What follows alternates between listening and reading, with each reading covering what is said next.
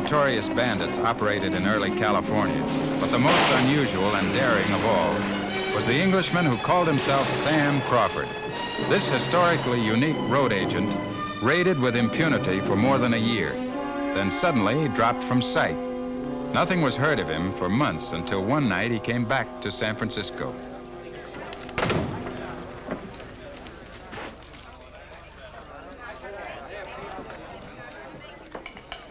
Marshal Wayne? Yes. Forgive me for staring, my dear, but you're extraordinarily lovely. Do me the honor of presenting me, sir. Mrs. Fansler, meet... Oh, of course, a charming widow who took over this establishment from you. I've heard a great deal about you, my dear. I've heard a great deal about you. My cousin was a passenger on a Sacramento stagecoach that you robbed last year. We look very much alike. How could I ever have forgotten such a lovely face? Perhaps I'd better leave you two old friends alone. If you'll excuse me, Mr. Sam Crawford, British gentleman and Prince of Thieves. Surely you must have heard of me.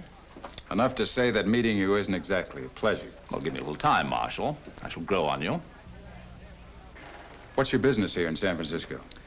Will you forgive me, my dear, if we forego the pleasure of your company for just a little while? Of course. Excuse me?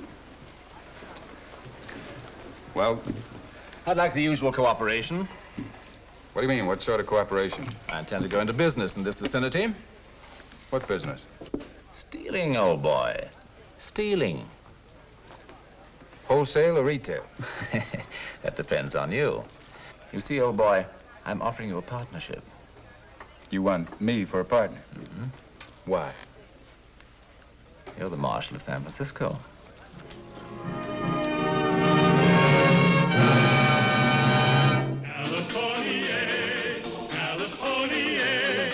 The Californians. California, I've come to live where life is best. In the Golden West, I'm gonna strike it rich in California. California. What makes you think the office of city marshal is for sale, old boy? If I may use the phrase. It always has been. There are several California law officers who retired in comfort because of me. And now you want to make me comfortable? But of course. Since you're no longer in the gambling business, how else would you make both ends meet? That's a good question. And here's an extremely good answer. $500 in gold. That's a pretty low price to pay for a license to steal. I can see you don't know the ropes, old boy. This is merely evidence of good faith. Pretty slim evidence. In addition, you get 1/10 of the profits. You're speaking in a whisper, Mr. Crawford. Shall we say 1/4? I still can't hear you. Or both gentlemen, Marshal. 1/3 of the profits. Now I can hear you. We understand each other? I think we do. That's capital. You won't let me down. I should say not. Now, if you'll excuse me.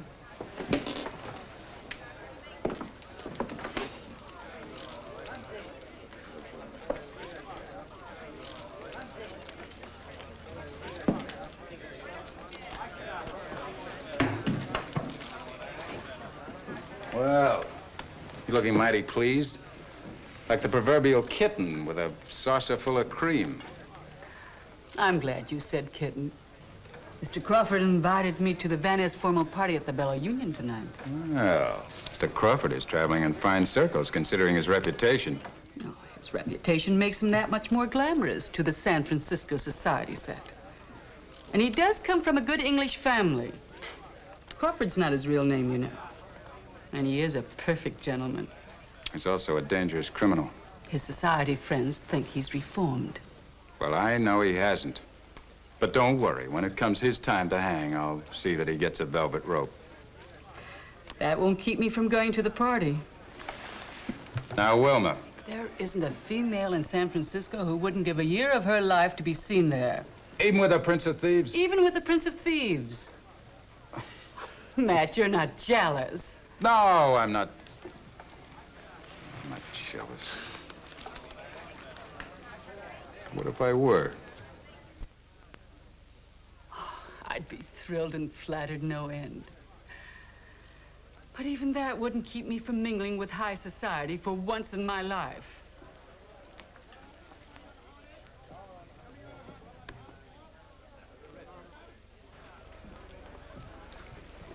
Look, Matt, you're asking me for free legal advice. Well, it's good for your law practice. You said yourself, the more people I put in jail, the more money you make getting them out. Now tell me, can I make a charge of attempted bribery stick against this Crawford? Not a chance. Not one witness to what he said. Could be a case of just your word against his. Well, won't the court take his past into consideration? Back east, he has a record as a safecracker, jewel thief, hold-up man. Here in California, he's pulled off a number of armed robberies. Do you have any proof about that? No, but it's general knowledge. I want to put that man in jail before he starts up here again. Why don't you play along with him until you can trap him committing a crime? Somebody might get hurt. Well, why don't you take this to the district attorney? I don't trust him. Well, then I think your best bet would be to ask Judge Blair for a warrant letting you hold Mr. Crawford incommunicado for the grand jury. That'll keep him out of action for a time being, at least. Mr. Pitt, thank you. I'm going to give you all my legal business from now on. At the same rates, of course.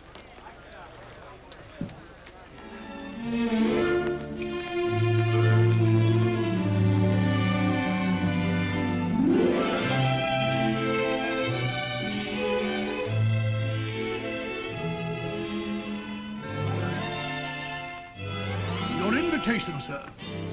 This is my invitation. But you're not properly dressed, sir. Oh, but I am. Why, Marshal Wayne. Fancy meeting you here. Matt, you're getting to become a regular social butterfly. Would you like me to introduce you to the guests? No, that could be embarrassing. Some of them might wind up in jail as my guests. One judge in particular. Oh! My bracelet! Somebody stole my bracelet! My dear lady, whatever is the matter? Somebody stole one of my bracelets. How could you possibly tell you have so many? It was the diamond one. These are the diamonds, these are the rubies and emeralds. Send for the police! Oh, but the police are here. It was clever of Marshal Wayne to arrive at such an opportune moment. I suggest you lock all the doors, search all the guests, spare no one, sir. Fine, I'll start with you. Well, as you wish. Well, I'll be blessed. It was caught on your dress. Look at that. Oh. Allow me, my dear. You have such lovely arms. They're just made for bracelets. So are yours. I beg your pardon. I'm arresting you for attempted bribery. Remember me? Marshal, you can't take this man to jail. He's a gentleman. Oh, don't worry, Miss Finesse. We have a special cell just for gentlemen. It's been charming, my dear, just charming. But may I suggest that the champagne was just a little warm. After you, sir. The least you could have done was to wait until after dinner. I don't believe it. An honest San Francisco marshal? It just doesn't make sense. Good night, sweet prince. One who quotes Shakespeare to boot. It's disgusting!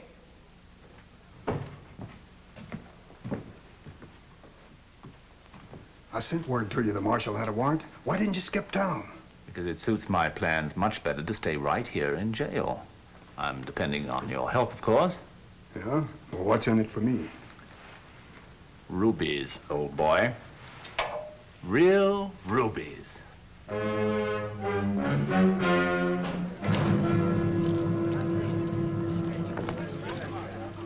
Say, Matt, I had a long talk with Sam Crawford this afternoon about his alleged attempt to bribe you. Alleged attempt? Mm-hmm. Do you doubt my word? Well, as Crawford's attorney, I have to doubt your word. What do you mean, Crawford's attorney? That's right. The court appointed me. Well, the court doesn't appoint counsel unless the defendant is a pauper. Exactly. And Crawford took the pauper's oath. That's pretty smart of him. He gets a lawyer, no cost to himself, and he creates the impression that he's poor but honest. Do you believe him? It doesn't matter what I believe. Oh, sure, I know. You're just got a job to do, and you do it the best way you know how. That's right. Marshal Wayne, remember me? Sandy Walters. Sure. You just got out of jail.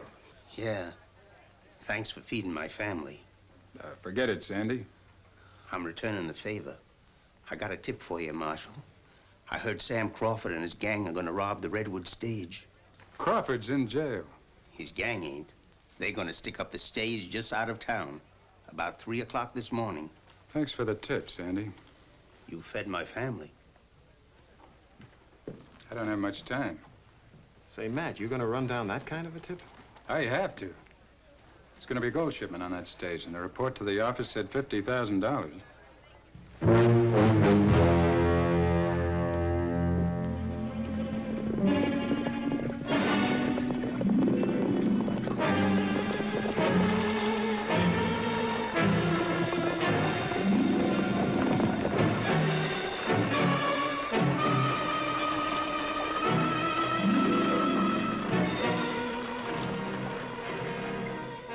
Gentlemen, please don't reach for your weapons.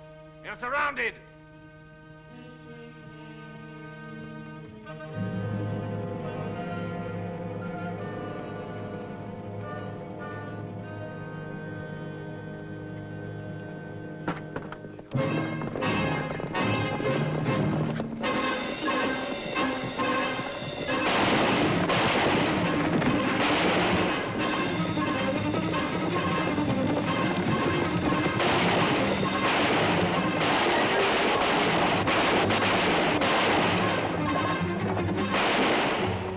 Wasn't that Sam Crawford? It couldn't be. Crawford's in jail.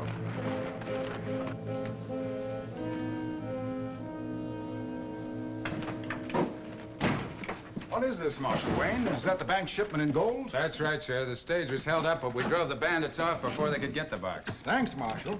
The city can be proud of you. Lead? Lead bars? What is this, Wayne? What did you do with the $50,000 in gold?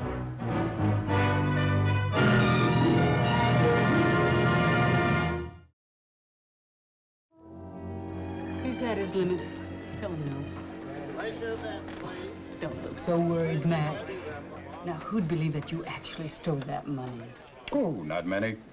Only about 2/3 of San Francisco. What could have happened? Whatever it was engineered by your Prince Charming. He's not my Prince Charming, but he is charming. And in spite of everything, he is a gentleman. Well, if stealing is a qualification for being a gentleman, I've got a jail full of gentlemen. Well, I'm sure it won't bother him, because Sam believes that a gentleman is at home anywhere, drinking out of a tin can with a beachcomber or using the proper fork at a banquet. His manners are always beyond reproach. Manners. Is that all there is to being a gentleman? No. Sam also says that a gentleman may break every law on the books, but with a lady, he'd never violate his code of honor. We'll have to find out more about this code. I wonder what the gentleman and his defense counsel have in store for me tomorrow. You're the accuser. What could they do to you? I don't know yet. I haven't looked up Jeremy's sleeve. You met Sam Crawford at the El Dorado Club. Now, according to you, Marshal, what happened next? Then he placed $500 in gold on the table. Well, you agreed to a deal? I was leading him on. Well, then you agreed to go along with Mr. Crawford. My purpose was to try and let Mr. Crawford incriminate himself. What your purpose was is irrelevant. The fact is that you did agree to a deal, isn't that so? That is not so. I put him in jail for attempting to bribe me. Marshal, do you expect the grand jury to believe that story? That a gentleman like Mr. Sam Crawford would actually approach an officer of the law and announce ahead of time his intentions of committing crimes? My record ought to mean something. Why wouldn't they believe me? Well, just because it doesn't make any sense. Well, that's all. Thank you, Marshal. Mr. Crawford, please. How dare you impugn the motives of a British gentleman? I don't see a British gentleman, but I do know a thief. Mr. Crawford, you've been sworn as a witness before this grand jury. Are you aware of the laws concerning perjury? I am, sir. I wonder if Mr. Wayne is. Well, that's irrelevant, Mr. Crawford. Can you tell us just what happened, in your own words, on Friday night of this week? I came to the city on business, a legitimate business, and I was summoned to the presence of Marshal Wayne at the El Dorado, which I might add is conducted by a most charming lady, a lady of taste and discrimination. That's irrelevant, too, Mr. Crawford. Now, what actually did take place between you and Marshal Wayne? He solicited a bribe. He threatened to ruin me unless I paid him for every week I stayed in San Francisco.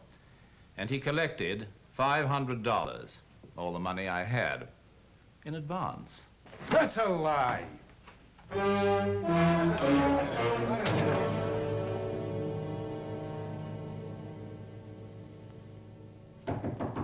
Come in. Oh, I've just been reading about you. Grand jurors consider preferring charges against Marshal Wayne. It seems I came out with cleaner hands than you. Seems so. Please sit down. What is this, a business or a social visit? Let's say I'd like to know what makes you tick. Why are you a thief? Excitement, mainly. That and the fact that I was brought up in such a stuffy home that to even raise one's voice was considered bad form. Now every time I shoot my gun off, I imagine it's aiming at my governess. In other words, you're getting even with the world. In a way, yes. What I really enjoy is trying to outwit you law chaps. You see, every policeman reminds me of my father. Now, since we have no witnesses here, would you care to know how I got out of jail the other night? The turnkey who was on duty has disappeared. Yes, so what did you bribe him with? A bauble, a mere trinket. The ruby bracelet I'm sure that Mrs. Van Ness will never even miss. How do you reconcile being a gentleman with robbing your hostess? Mrs. Van Ness is no lady. She overdresses. The widow Fansler runs a gambling house, and yet you made a point of referring to her in court as a lady of taste and discrimination. Why? Marshal, I do believe you're jealous.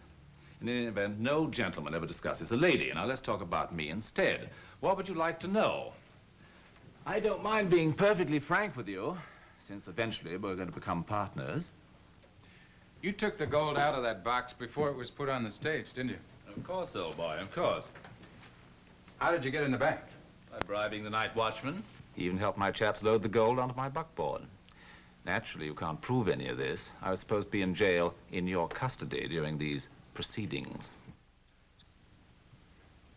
Well, since you already had the gold, why did you bother to stage the holdup? It's quite simple to incriminate you, old boy, and by the looks of it, I seem to have succeeded very well. To the extent that you killed one of my men, which will make you a murderer. Yes, that was too bad. It was quite unintentional, I can assure you. Will you join me in a nip? No. Look, Crawford, you're like all clever thieves. You think you're invulnerable. But there's a chink in your armor somewhere. Someday you're going to give yourself away. And when that day arrives, I'll be there. You have a chink in your armor too, Mr. Wayne, and I intend to exploit it very shortly. Then you'll have a choice. You either cooperate with me or lose your badge. I'm betting you'll lose your neck first. So,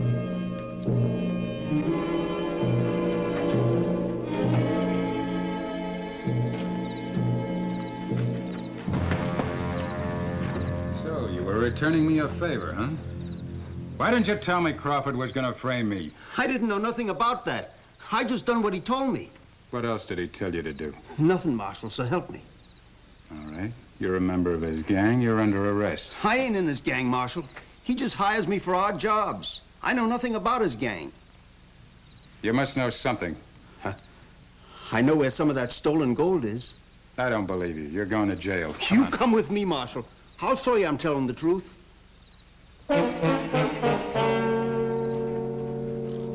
Can't you understand, Wilma? I'm just doing my job. I do understand, and I don't like you for it. Oh, hello, Matt. I've been explaining to Wilma. I'm sorry I was so rough on you today. Well, that's all right. I'm returning good for evil. I'm creating a new client for you. Who? You. What has she done? She has a charming friend, a British fellow, who's trying to get at me through her. What do you mean? I just found $10,000 in stolen gold. The stagecoach robbery. Where? Why don't you try guessing where your gentleman friend might have left it? Oh, no. Oh, yes. In your parlor, under the floorboards. You just said he put it there. What do I have to do with it? You, Mrs. Fansler, a lady, are the chink in your gentleman friend's armor. I don't know what you're talking about. Well, maybe you'll understand this. I'm arresting you on suspicion of being his accomplice.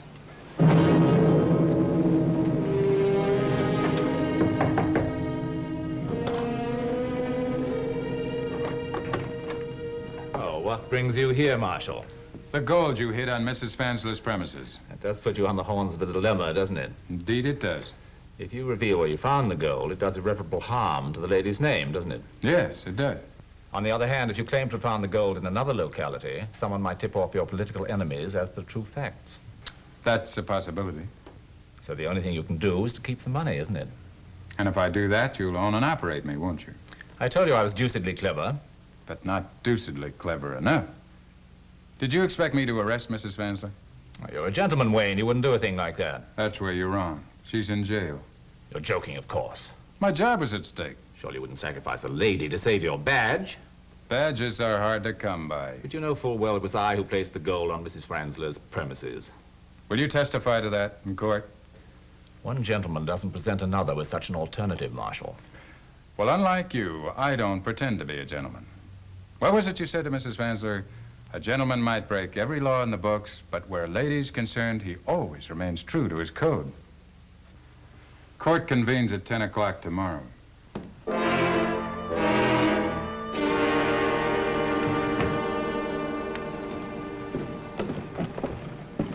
Oh, Matt, I just left Wilma and she looks awful.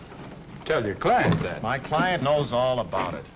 In fact, the town's talking about your sacrificing her to clear yourself. I'm glad the town's talking that way. Matt, you know that Wilma knows nothing about the gold. What's behind all this? I'm trapping Mr. Crawford for murder. Thanks to Wilma, he's going to hang himself through the one chink in his armor.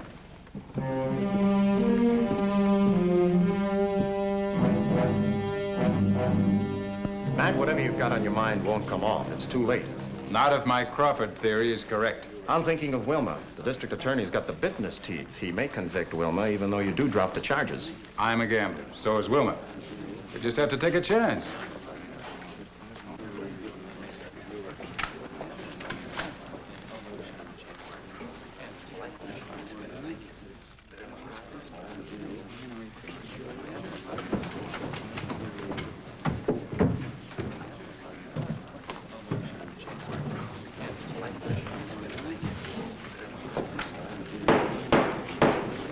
This court will now come to order.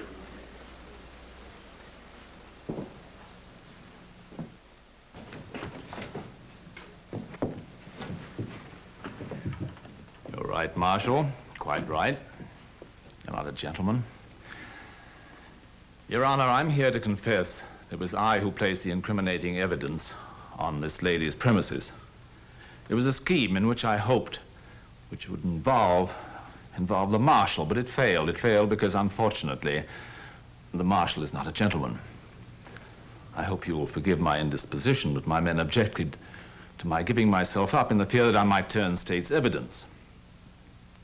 One of them was inconsiderate enough to shoot me.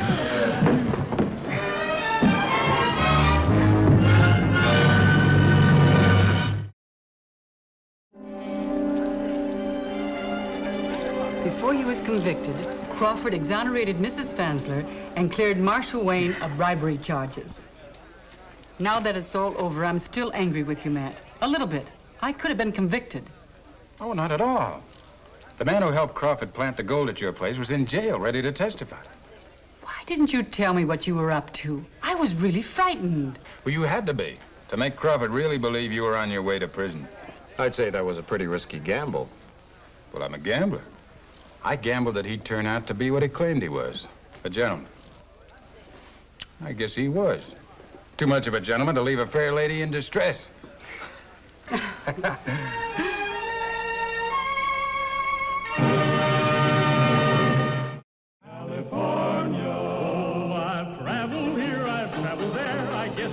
Most everywhere, but I like where I am today, and here is where I'll stay.